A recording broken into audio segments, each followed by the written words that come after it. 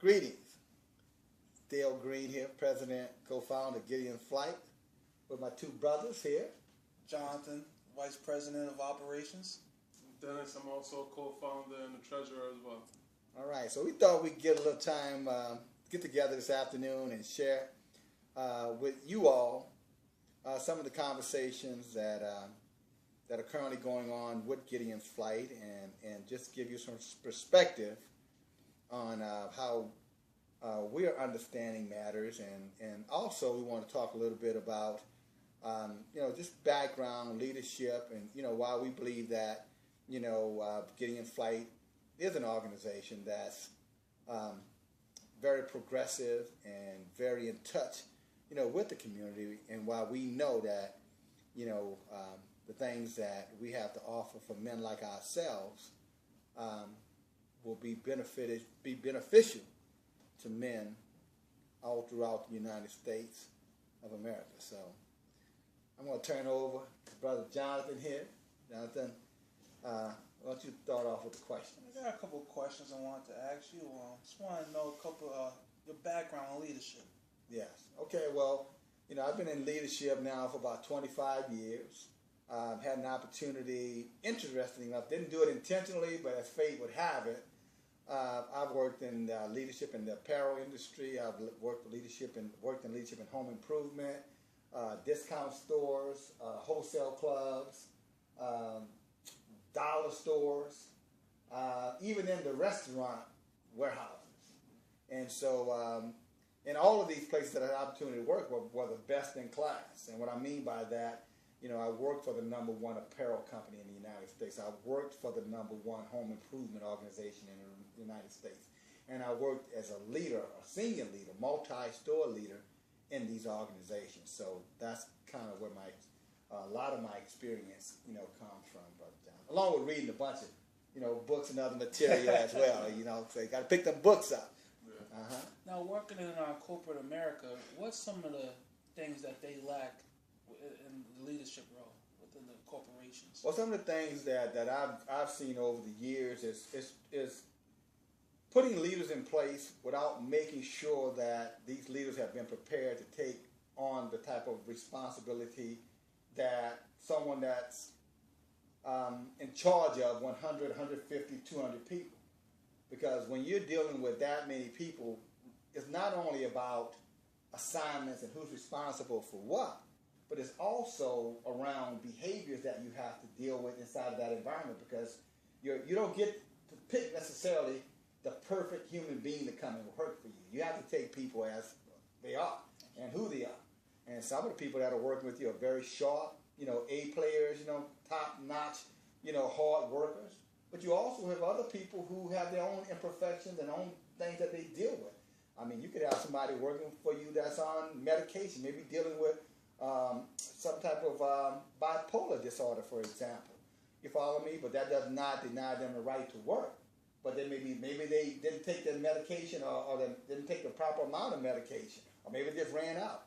And now they come to work and they're interacting with your team and they may not quite know what they're doing, and you got to be able to manage that situation so that it doesn't become a disruption to the whole business. So what I'm saying is that, in leaders, if you don't take the time to coach, train, develop, your leadership team, and I'm talking about continual basis, then, you're going to have a leadership organization that's not performing, at its full capacity or at its best level. Cool. What was your toughest experience in corporate America? My toughest experience in corporate America. That's a good question, John. I would tell you, it's trying to stay true to who I am as a human being, and at the same time embrace the vision of the organization. And that's very difficult because, part of leadership is being able to conform to the organization, to the organization's vision. And hopefully you hire the right person that can embrace that vision. As a saying, hire the attitude, and then coach, the behavior, or teach the behavior. But even when you hire someone with a positive attitude like myself, it's still that fine line where you have to stay true to who you are and yet be able to embrace the corporate vision because you're still dealing with people at the end of the day. And sometimes corporate expectation can be very, very demanding. And, and because it's so demanding, it could cause you to want to, be different and more forceful than you should be. And when you cross that human line, that human interaction line, people don't want to know how much you know until they know how much you care. When you start to violate that invisible trust line, it could be a big problem for you. So for me, it was always trying to keep the right balance. You know what I'm saying? Have high expectations, but at the same time, making sure that those expectations did not interfere, with the human element. At the end of the day, it's people working, with people. Okay. My next question is, do you think God should be taken out the workplace? Because I just went through a obstacle at my last employment, and getting down on my knees anytime I could at work, and reading my Bible, and God got me out of a situation, and He gave me strength to move on. So I think in these corporate Americas, people are scared and they're driven away from talking about God. Do you think God should be in the workplace? Is it okay to keep God in the workplace? Well, in any work environment, there are laws in place that will protect your right to your religion and your right to faith. And just like they cannot discriminate against one for their gender, or they cannot discriminate one for their disabilities. They cannot discriminate based off of race. They also cannot discriminate against you for your religion. Now, that being stated, the answer to that is that I think, as a personal journey, your faith is your personal right, and you have every right to bring God with you wherever you go. Now, the challenge is, and it's not even a challenge, where the enlightenment and the educated part of it is that, you have to understand also that at the end of the day, it's not a cathedral, it's not a place of worship, so your faith cannot become a distraction to the business. And if when I just heard what you said about faith, I remember there's a saying where Jesus was confronted by these men who were really trying to trap him in his words. And what they did, they got a coin, and they put a coin, $1 in front of him. And they said should those men who were religious men, should they be paying, taxes to public or unreligious organizations? And Jesus kind of covered that whole thing. He said, well, whose face is on the coin? And they said, well, Caesar's face on the coin. And then what Jesus said was, you render to Caesar what Caesar, and you render to God's what's God's. And then he told his guy to go get a coin so they can come in here and pay their taxes. In other words, he said, you keep up with your work, but you don't have to compromise your faith just because, public religion inside of the workplace in some instances just cannot be a distraction. That's all. That's my feelings about that. That's what I believe about it. What's the main building blocks for leadership?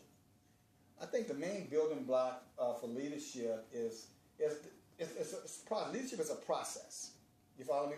Every leader, their first time assignment is the minute you take on a leadership responsibility, whether you're hired into it, promoted into it, your position alone gives you a certain amount of power. Now that power is placed in your charge as a decision maker, and that power you kind of almost get it by default. You've earned it, but it's kind of given to you at the same time. And it's necessary because someone has to be in charge. But once you get past, okay, my assignment, then there are other steps inside of your leadership development that has to happen, or one's leadership development. And the second part of that is relationships. It's extremely important to build relationships. You have to connect with your people. You have to communicate with your people. And if you don't build those relationships and you're not communicating with those people, you're going to have a hard time influencing, those people that your position has allowed you to lead. In essence, they're not going to follow you just because you're in the position. They'll respect the position. They'll respect your authority, but they won't allow you to grow as a leader, which can hinder and harm the organization.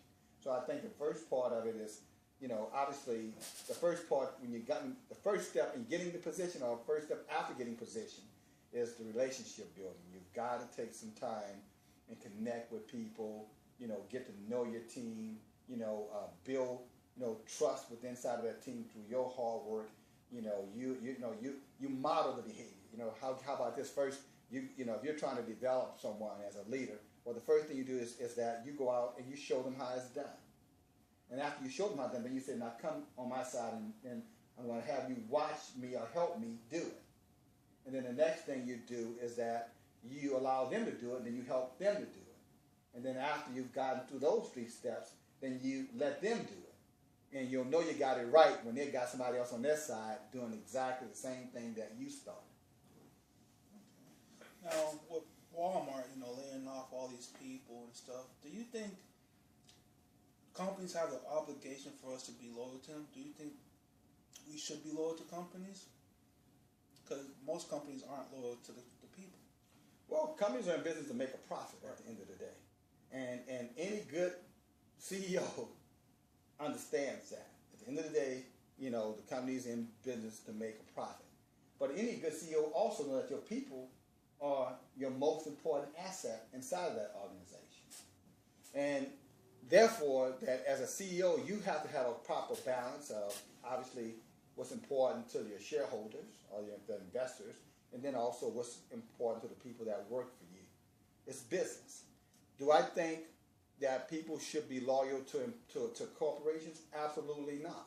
I think people should be loyal to those inside the organization that have shown themselves worthy of loyalty.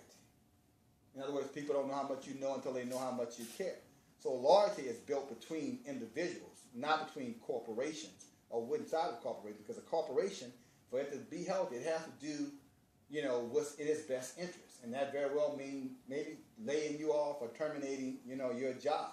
Then where you're sitting with your loyalty then. It could cause a lot of hard feelings. So just from a business perspective, no, you shouldn't be loyal to a corporation.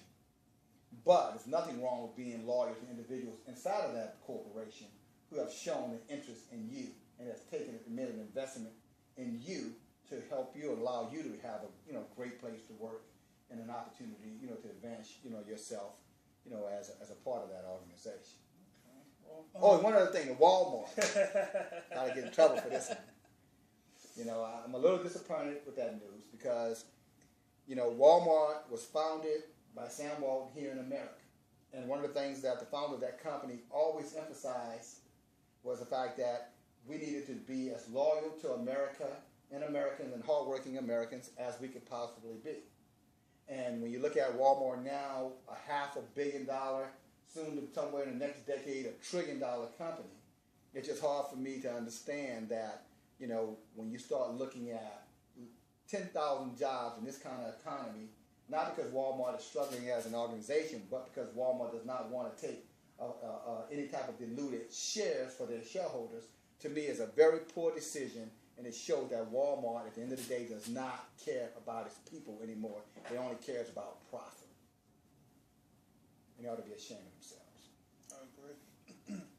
My last question is, you're such a great leader. I want to know, who is your mentors and who guided you to be a great leader? Good question, Jonathan.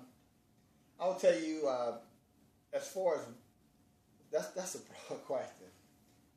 Role models, if I can start there. My role models probably consisted of internally, my mom, because as a single mother, 8 kids, on social services, just trying to survive. To see her every day get up and not give up, on the family, which was truly inspiring to me because in my little world, it was like, how can she do this? How does she, grind it out every single day? You know what I'm saying? And I know a lot of it had to do with the love of her children, but that was a good role model for me. Also, as I continue to grow as a young person and a young adult, I had